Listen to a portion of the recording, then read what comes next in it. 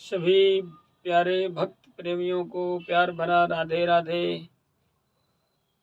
आइए प्रभु चरणों का वंदन करते हुए आगे कथा में प्रवेश करें। जो कथा का प्रसंग चल रहा है आप लोग उसमें आनंदमयी कथा श्रवण करेंगे। श्री गणेशाय नमः। श्री सरस्वती नमः। श्री सद्गुरु चरण कमलेभ्यो नमः। श्रीमातृपितृचरण कमलेभ्यो नमः। गुरुर्ब्रह्मा गुरुर्विष्णु गुरुर्देवो महेश्वरः। गुरुः साक्षात् परब्रह्म तस्मै श्री गुरुवे नमः। ध्येयं सदा परिभवग्नमभीष्टदोहं तीर्थास्पदं शिवविरञ्चिनुतं शरण्यम्। भृत्यार्तिहं प्रणतपालभवाब्धिपोतं वन्दे महापुरुषते चरणारविन्दम्। वन्दे महापुरुषते चरणारविन्दम्। प्रेम से बोलिए सच्चिदानंद भगवान की जय। श्री राधा कृष्ण भगवान की जय। आप लोग पिछले प्रसंग में श्रवण कर रहे थे। सौनकादिर्षियों ने सूत जी से 6 प्रश्न किए। उनमें पहले प्रश्न का उत्तर भगवान श्री सूत जी सौनकादिर्षियों को देते हैं। कृष्ण भक्ति परम श्रेय। मनुष्य के श्रेय का साधन है कि भगवान की भक्ति करे। जो भी अपना प्रिय हो, इष्ट देवता हो, उनको एक को इष्ट देवता को मान करके मनुष्य भक्ति करे। दूसरा जो प्रश्न था वो था शास्त्रों को सार क्या है, शास्त्रों का सार क्या है। तो वेदोपनिषदां सारा जाता भागवती कथा महात्म्य में भी हमने बताया था। और यहाँ भी सूत जी सौनकादिर्षियों से कहते हैं वेद और उपनिषदों का जो सार है वो श्रीमद् भागवत की कथा है। और भगवान अवतार क्यों लेते हैं, भगवान अवतार क्यों लेते हैं, किस प्रयोजन से भगवान अवतार लेते हैं। तो जब जब होई धर्म के हानि बाढ़हि असुर अधम अभिमानी। तब तब धरि प्रभु विविध शरीरा हरहि कोटि सज्जन भव पीरा। जब जब धर्म की हानि होती है, अधर्म बढ़ता है, तब भगवान अवतार लेते हैं। धर्म की रक्षा करने के लिए, अपने भक्त प्रेमियों की रक्षा करने के लिए भगवान अवतार लेते हैं। राक्षसों को मारने के लिए भगवान अवतार नहीं लेते हैं, ये सत्य नहीं है। कुछ लोगों का ऐसा मानना है कि राक्षसों को मारने के लिए भगवान अवतार लेते हैं। जब भगवान वहां बैठे बैठे ही राक्षस को प्रकट कर सकते हैं, उसको जन्म दे सकते हैं, तो क्या बैठे बैठे वहीं मार नहीं सकते हैं। भगवान वहीं बैठे बैठे सभी को जन्म देते हैं तो सभी को समाप्त भी कर सकते हैं। लेकिन सत्य ये है कि भगवान अपने भक्तों की रक्षा करते हैं और भगवान दर्शन देने के लिए ही अवतार लेते हैं, इस धराधाम पर आते हैं। गो द्विज धेनु देवहितकारी कृपा सिंधु मानुष तनुधारी। गो द्विज धेनु देव हितकारी, भगवान इनके हित के लिए, इनकी रक्षा के लिए अवतार लेते हैं। अगर राक्षसों को मारने नहीं आते हैं अपने भक्तों को दर्शन देने के लिए, लेकिन साथ साथ में सोचते हैं अगर आया हूं तो ये भी काम करता चलूं, इसलिए भगवान आकर के राक्षसों का भी सफाया कर देते हैं। उदाहरण के तौर पे अगर समझें तो जैसे एक मनुष्य, कोई हम हो या आप हो, कहीं बाहर रहते हो, कोई कहीं रहता है, कोई कहीं रहता है, आजकल सब जानते हैं। तो कहीं बाहर रहता है तो घर के बहुत सारे काम होते हैं, तो वो घर के काम करने के लिए नहीं आता है। अगर वो चाहे तो वहीं से बैठे बैठे पैसा खर्चा करे, फ़ोन पे बात करके कह दे कि ऐसे ऐसा काम करना है, तो उसका कार्य हो जाता है। लेकिन वो सोचता है कि बहुत दिन हो गए हैं, अपने माता पिता के दर्शन नहीं किए, अपने भाई बंधुओं के दर्शन नहीं किए, चलो गांव चलते हैं, सबसे मिल के आते हैं। जब वो मिलने की इच्छा से आता है तो सोचता है जब जा ही रहे हैं, जाएंगे तो अपने सामने ही सब काम करवा लेंगे, अपने सामने देख लिया जाएगा। तो इसलिए जब वो आता है तो अपने सामने ही सब काम करवाता है, अपने हाथों से भी काम करता है। आया क्यों था? अपने माता पिता, अपने भाई बंधु, गांव वालों से, प्रेमियों से मिलने के लिए आया था। लेकिन आया जब है तो अपने हाथ से काम करते हुए चला जाता है। उसी प्रकार से भगवान जब आते हैं तो अपने भक्तों के लिए, अपने संतों को दर्शन देने के लिए आते हैं। लेकिन जब आते हैं तो उनके मन में यही विचार होता है, जब आया हूँ तो चलो अपने हाथों से कुछ काम करता चलूं। तो जो राक्षस होते हैं उनको समाप्त करते हुए भगवान चले जाते हैं। भगवान का कर्म क्या है? किम कर्म लिखा है ना, किम कर्म, भगवान का कर्म क्या है? तो कर्म है सृष्टि करना, पालन करना और संहार करना। भगवान किसी रूप में सृष्टि करते हैं, तो ब्रह्मा के रूप में सृष्टि करते हैं, तो विष्णु के रूप में पालन करते हैं, तो शिव के रूप में संहार करते हैं परमात्मा। तो कर्म सृष्टि आदि लक्षणम, उनके कर्म है सृष्टि आदि का लक्षण, सृष्टि करना। और भगवान के अवतार कितने हैं आपने पूछा, तो भगवान के अवतार 24 अवतार बताए गए हैं। इतने अवतार हैं तो पूजा किसको जाए? तो पहले ही बताया गया ना कि एक को पूजो, एक में श्रद्धा रखो। तो भगवान के अवतार 24 हैं। नाम कितने हैं, कौन कौन से हैं? इस श्लोक के माध्यम से आप श्रवण करें। किसनाः वराह नारद यत्रस्य कपिला दत्ताश्च यज्ञस्तथा रेषा पृथ्श्च मास्य कास्य कुरुमे धनवन्तरी मोहिनी नरसिंह प्रभु वामना च परशो व्यासाय रामबला कृष्णाय हरिहंस बुद्ध कलिका एते चतुर्विंशति। तो भगवान के इस प्रकार के 24 अवतार हैं। 24 अवतार हैं, उसमें आपको श्रद्धा एक में ही रखनी है। एक ही साधे सब सधे, सब साधे जब सब जाए। जब एक में ही श्रद्धा रखोगे, भगवान अनंत नहीं है, भगवान एक ही हैं, लेकिन भक्तों के माध्यम से, भक्तों जितने भाव से भक्त पुकारते हैं, भगवान उतने रूप प्रकट करके आ जाते हैं। क्योंकि भगवान भक्तों से प्रसन्न होते हैं। जिस भाव से हम बुलाएंगे उस भाव से भगवान आएंगे, जिस रूप को हम बुलाएंगे उस रूप से भगवान आएंगे। इसलिए कहते हैं कि सर्वदेव नमस्कारम केशवम प्रतिगच्छति। चाहे जिसके चरणों में प्रणाम करो, लेकिन भगवान श्री हरि को ही प्राप्त होता है। और आपने आखिरी प्रश्न किया था कि जब भगवान धराधाम को छोड़ करके चले गए तो धर्म किसकी शरण में गया? तो धर्मो भागवते स्थितः, धर्म जो है वो भागवत की शरण में गया।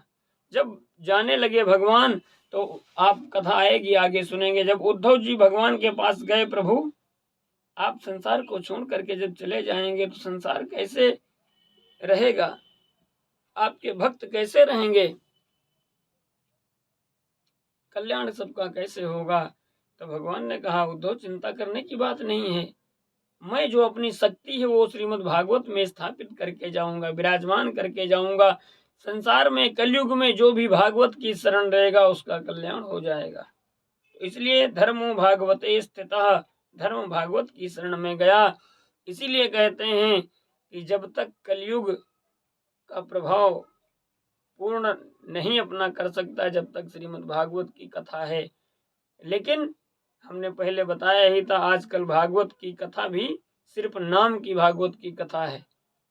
भागवत का नाम लेकर के भागवत के आड़ में लोग कैसे कैसे गाने चलाते हैं, कथा में फिल्मी तर्ज में कैसे कैसे गाने चलाते हैं, कैसे कैसा नृत्य होता है, अश्लील नृत्य होता है, नाम भागवत का होता है। तो प्यारे, इस मजा के चक्कर में मत पड़ो, नहीं तो भविष्य बर्बाद हो जाएगा।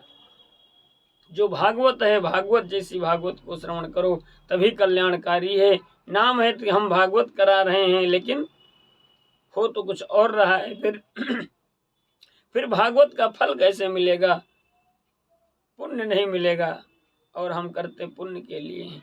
इसलिए इन सब चीजों की बहुत ध्यान देने की जरूरत है।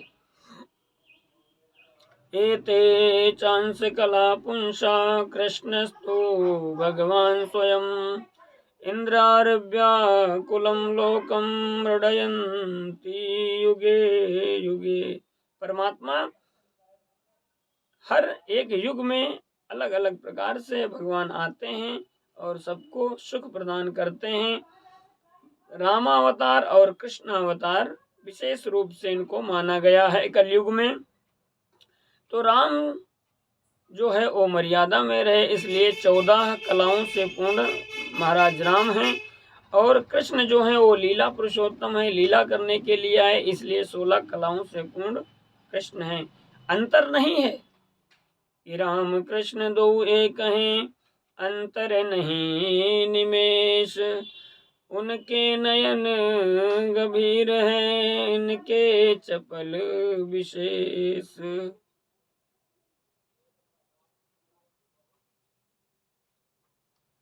तो राजा रामचंद्र जी ने मर्यादा दिखाया, तो राजा राम का चरित्र जो है रामचरितमानस में पूरा लिखा है। और भगवान श्री कृष्ण ने लीला की है, तो भागवत के माध्यम से संपूर्ण लीला भगवान की विराजमान है।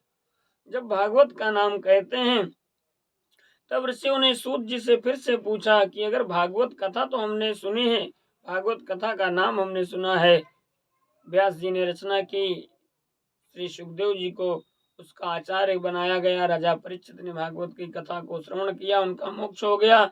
लेकिन भागवत की रचना हुई कब थी? कृपा करके हम ये जानना चाहते हैं कि कस्मिन् युगे प्रवृत्तेयं स्थाने वा केन हेतुनः कुतः संचोदितः कृष्णमां संहिता मुनि। कस्मिन् युगे, किस युग में भागवत की रचना हुई? स्थाने वा केन हेतुना, किस स्थान पे भागवत की रचना हुई? कृपा करके आप बताएं। सूत जी ने कहा कि द्वापरे समनुप्राप्ते तृतीये युग पर्यये जातः पराशराद्योगी वासव्याम कलया हरे। द्वापरे समनुप्राप्ते, द्वापर युग में भागवत की रचना हुई। जातः पराशराद्योगी, पराशर जी के पुत्र जो व्यास जी हैं, उनके द्वारा भागवत की रचना हुई। कैसे हुई? तो कहने लगे, सुनो कि नारायणं पद्मभवं वसिष्ठं शक्तिं च ततपुत्र पराशरं च व्यासं सुखं गौडपदं महन्तं गोविन्दयोगीन्द्रमथास्य शिष्यं।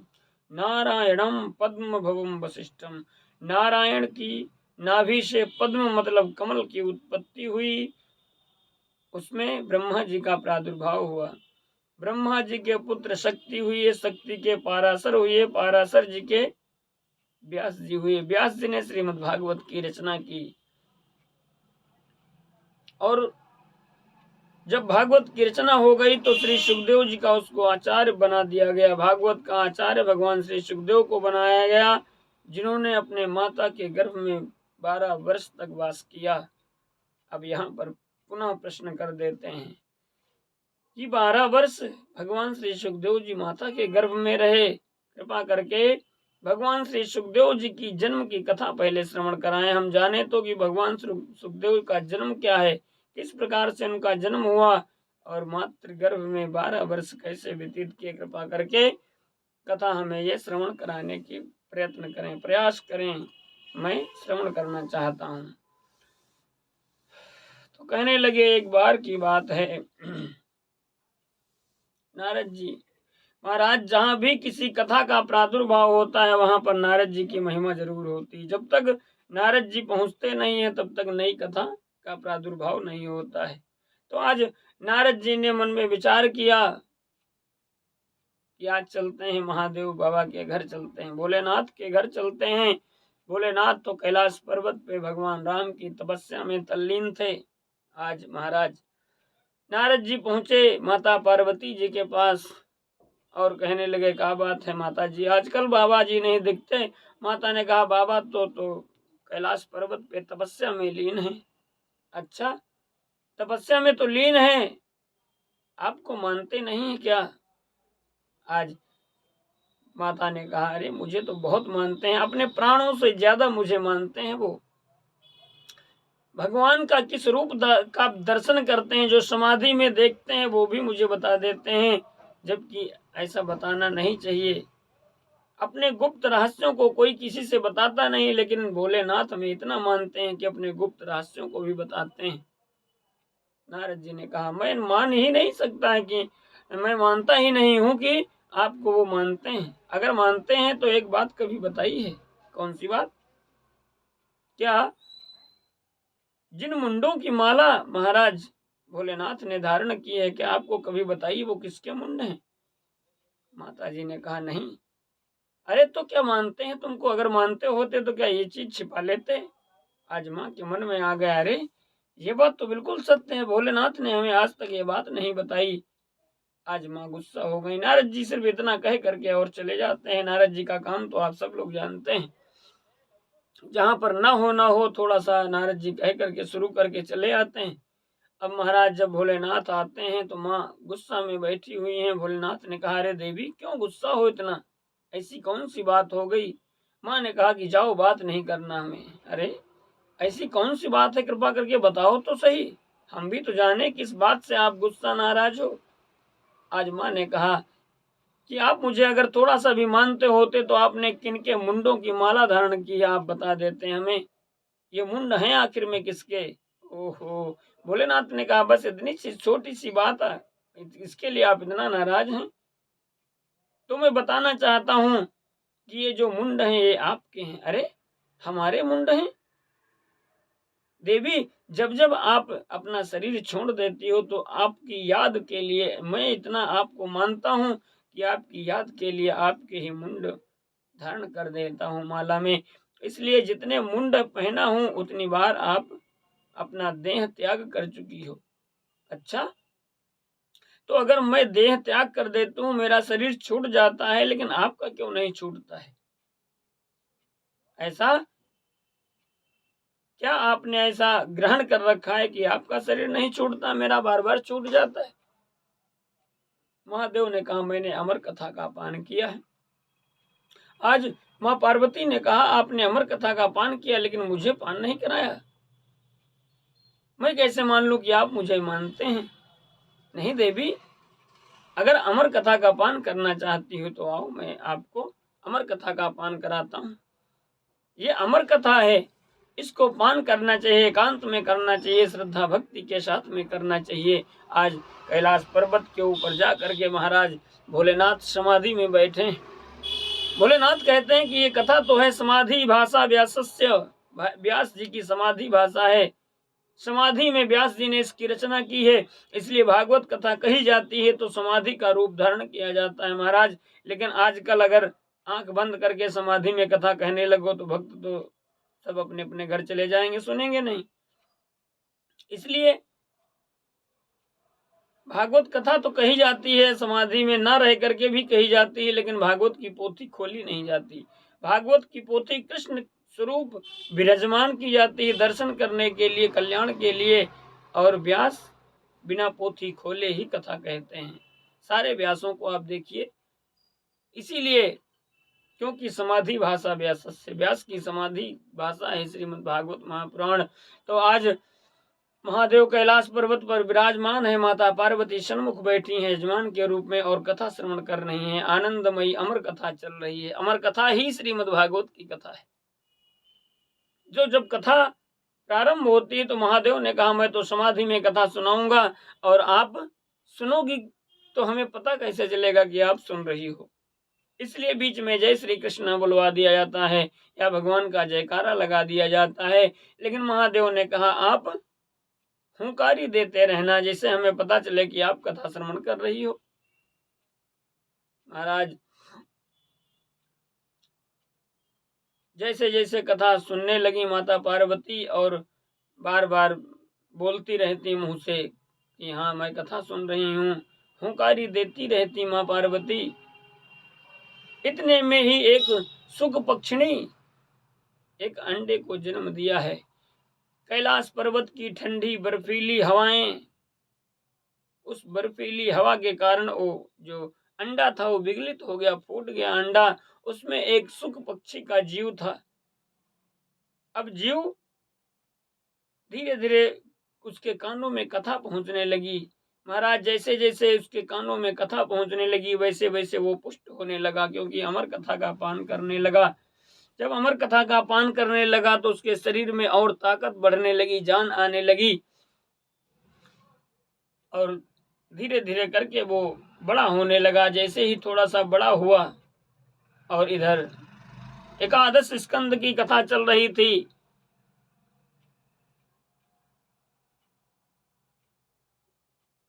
उद्धव संवाद, कृष्ण और उद्धव संवाद चल रहा था। भगवान कृष्ण उद्धव को उपदेश कर रहे थे। वहां की कथा जब श्रवण कर रही थी माता को नींद आने लगी, क्योंकि कथा में निद्रा तो जरूर आती। तो जब माता को नींद आने लगी, माँ को नींद आ गई, तो अब सुख पक्षी ने सोचा अगर माँ को नींद आ गई तब तो कथा तो बंद हो जाएगी, तो हम कथा श्रवण कैसे कर पाएंगे। तो माँ सो गई और आज सुख पक्षी जो था वो माँ के आवाज में बोलने लगा, हुंकारी देने लगा।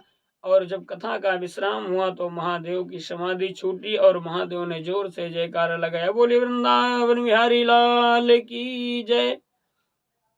जैसे ही जयकारा लगा महाराज तो सोने वाले तुरंत जग जाते हैं। जैसे ही माता जी की आंख खुली, माँ ने कहा आगे सुनाइए प्रभु। महादेव ने कहा कथा तो देवी संपन्न हो गई, आपने सुना नहीं? अरे तो कृष्ण ने उद्धव जी से क्या कहा, मैं ये सुनना चाहती हूँ। कथा तो समाप्त हो गई, तो आप कहाँ थी, आप सुन नहीं रही थी? महादेव ने कहा, तो माता ने कहा कि मुझे तो नींद आ गई थी प्रभु। अरे अगर तुम्हें नींद आ गई थी तो तुम्हारी आवाज में बोल कौन रहा था? अब महादेव महाराज क्रोधित हो गए और अपना त्रिशूल लेकर के ढूंढने लगे कि अगर आखिर में तीसरा आदमी यहाँ था कौन। तो देखते हैं कि एक सुख पक्षी बैठा हुआ है जो आवाज में बोल रहा था। महादेव को आज भयानक क्रोध आ जाता है। अरे कथा तो किसी को मना नहीं है, आप लोग श्रवण कर रहे थे, महात्म्य देवता लोग जब आए थे, कथा किसी को मना नहीं है, लेकिन इसने पीछे से सुनी है, इसलिए अपराधी है, मैं इसको जीवित नहीं छोड़ूंगा, मैं मार दूंगा इसको। कथा कभी पीछे बैठ के नहीं सुननी चाहिए, सन्मुख सामने व्यास के सामने बैठ करके कथा सुननी चाहिए। आज महादेव अपना त्रिशूल लेकर के सुख पक्षी को मारने के लिए दौड़ते हैं। मैं इसको जीवित नहीं छोड़ूंगा, इसको मार दूंगा, क्योंकि इसने पीछे से कथा सुना है। महाराज जब दौड़ने लगे महादेव और सुख पक्षी उड़ने लगा, क्या दृश्य था। सम्यक प्रास आश्रम में माता बेटिका बैठी हुई थी, व्यास जी की पत्नी व्यास जी भी बैठे हुए थे। माता को जमुहाई आई और सुख पक्षी उड़ता हुआ गया और मुंह के द्वारा माँ के गर्भ में प्रवेश कर गया। महादेव वहीं पर पहुंच गए। अरे यहाँ पे एक सुख पक्षी आया है। व्यास जी ने कहा अरे सुख पक्षी आया है, क्या करोगे? अरे उसने अमर कथा का पान किया है, मैं उसको जीवित नहीं छोड़ूंगा, क्योंकि उसने पीछे से अमर कथा का पान किया है। भगवान श्री व्यास जी ने बताया भोलेनाथ से, रे महादेव आपको इतना तो ज्ञान होना चाहिए, जिसने अमर कथा का पान कर लिया है वो मरेगा कैसे? जिसने अमृत को पी लिया है उसकी मृत्यु का सवाल ही नहीं है। तब महादेव को भान हुआ कि अरे सही बात है, आज भोलेनाथ वापस आ जाते हैं। वही सुख पक्षी जो है धीरे धीरे बड़ा होने लगता है मातृगर्भ में, धीरे धीरे 12 वर्ष हो जाते हैं। भगवान श्री सुखदेव जी जो सुख के रूप में माँ के गर्भ में हैं, आवाज भी आती है, माँ कहती हैं बेटा बाहर निकलो, मुझे बहुत कष्ट होता है। पिताजी कहते हैं बेटा अपनी माँ के गर्भ से बाहर निकलो, माँ का तुम्हारी बहुत कष्ट है। तो अंदर से आवाज आती है कि नहीं, मैं बाहर नहीं निकलूंगा, नहीं तो संसार की माया मुझे ग्रसित कर लेगी, माया प्रभावित कर लेगी। व्यास जी ने कहा बेटा तुमको माया का कोई असर नहीं होगा, तुम बाहर तो निकलो। मैं कैसे मानूं कि माया का असर नहीं होगा, जब तक भगवान स्वयं आकर के हमें वचन नहीं देंगे कि मेरी माया तुमको ग्रसित नहीं करेगी, तब मैं बाहर निकलूंगा। जब भगवान ने स्वयं आकर के वचन दिया कि मेरी माया का असर तुम पे नहीं होगा, तब भगवान श्री सुखदेव जी जन्म लेते हैं 12 वर्ष के बाद मातृगर्भ से।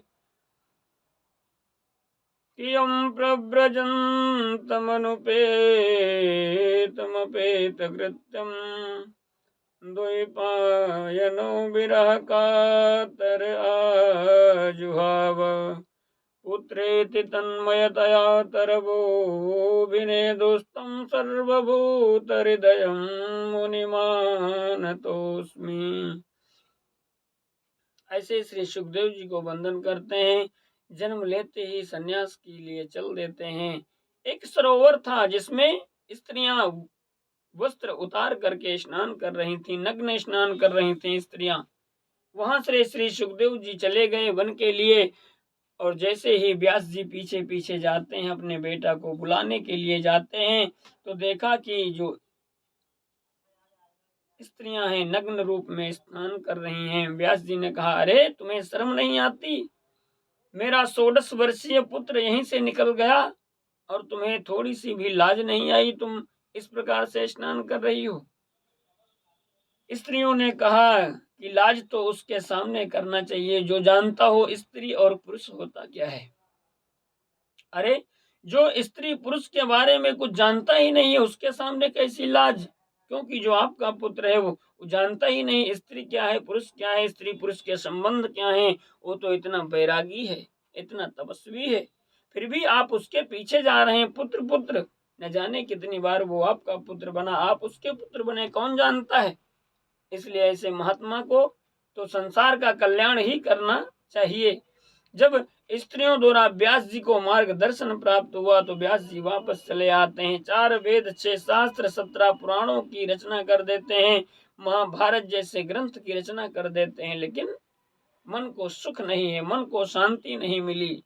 जब मन को शांति नहीं मिली, अशांत बैठे हुए थे, तो यहाँ पर जब भागवत की रचना का जब सवाल आता है तब नारद जी पहुंचते हैं। नारद जी ने कहा कि पाराशर्य महाभागा भवतः कश्चिदात्मना परिशुद्ध परितुष्यति शारीरम आत्मा मानस एव वा। हे पाराशर्य नंदन, किस चिंता में बैठे हुए हो। आज व्यास जी ने कहा मैंने 4 वेद 6 शास्त्र पुराणों की रचना कर दिया, लेकिन मुझे शांति नहीं मिली है। अब नारद जी कैसे उपदेश करते हैं, श्री व्यास जी को नारद जी कैसे उपदेश करेंगे, ये कथाएं हम आगे श्रवण करेंगे। आप सभी लोग कथा ध्यान से सुनते रहें, उसको अपने जीवन में उतारें। कुछ अगर शब्द अच्छा लगे कथा में तो उसको ग्रहण करिए, और अपने अपने भाव जो है, अपना अपना जो मंतव्य है वो कमेंट में जरूर लिखें और शेयर करें। चैनल को सब्सक्राइब करना ना भूलें। आगे फिर मिलते हैं, तब तक के लिए सभी को प्यार भरा राधे राधे। जय श्री कृष्ण।